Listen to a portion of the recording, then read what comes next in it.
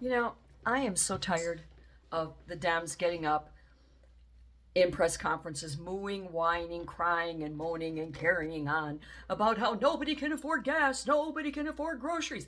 They have been saying that since the day Trump was inaugurated. Ask your parents, ask your grandparents. They will tell you they couldn't afford gas and groceries in their time either. Nobody can afford gas and groceries because the majority of people are paycheck people. Paycheck people are resourceful. We find a way to keep fuel in the car to get where we need to go and groceries on the table. But this is nothing new. If you want people to stand up and take notice of you, if you want people to listen to you, come up with some new dialogue. Nobody has been able to afford anything as far back as I can remember. And again, ask your parents and your grandparents. They will tell you the same. Heck, it was your princeling Obama, the Democrats, exalted one, who was in office when he caused that massive housing crisis that turned our economy upside down, crashed the banks. And people, it happened so quickly and so massively that people actually killed themselves. That's how massive that crisis was. We couldn't afford our homes. So all this nonsense and this rhetoric about they gotta stop this, people can't afford groceries, they can't afford gas. Well, you know what we can't afford? We can't afford to have no safety and security at our airports. We can't afford to have open, unrestricted borders. We cannot afford to have deadly criminals running our streets and terrorizing citizens simply because Democrat judges and Democrat radicals are letting them be protected under their umbrella simply out of spite because they hate Trump.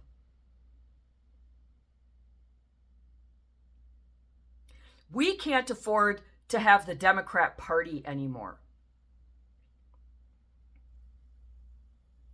We can't afford to lose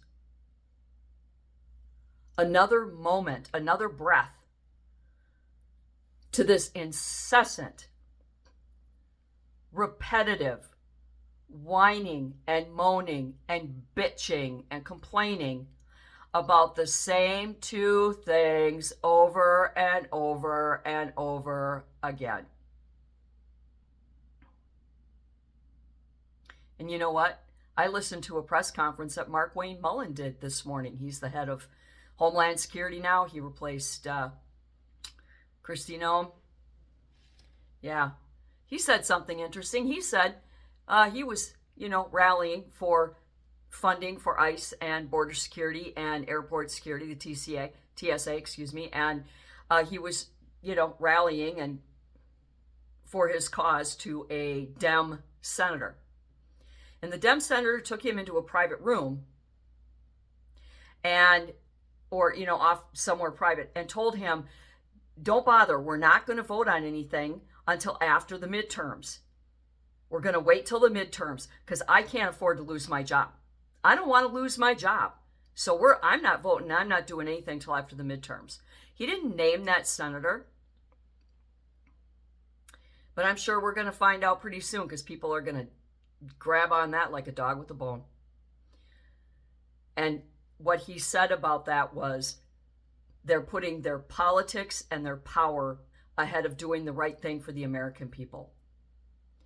So the Dems' priorities are not gas and groceries.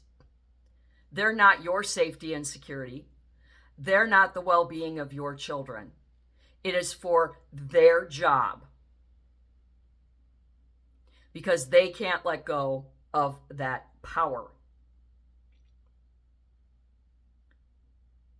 They are petty, they are shallow, they are insignificant, and they're showing their true colors every time they get out there and they vomit the same garbage every day. Of course, we can't afford gas and groceries. I don't think the paycheck Americans ever will afford gas and groceries. Our government can't risk us affording gas and groceries because then we're going to have more for savings. We're going to have more to create our own businesses, to create our own wealth and our own independence and our own stability. And God forbid for that. Because if you aren't completely under the thumbs of your government, then what good are you to them?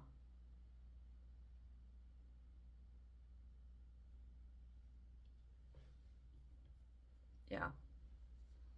We can't afford the Democrat Party anymore. They need to go away.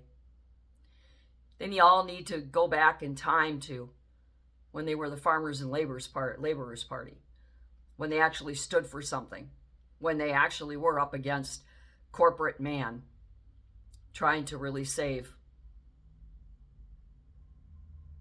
the paycheck people, the farmers and the laborers. It's reprehensible. I hope they all lose their jobs. They deserve it. Well, until next time, do good and be good.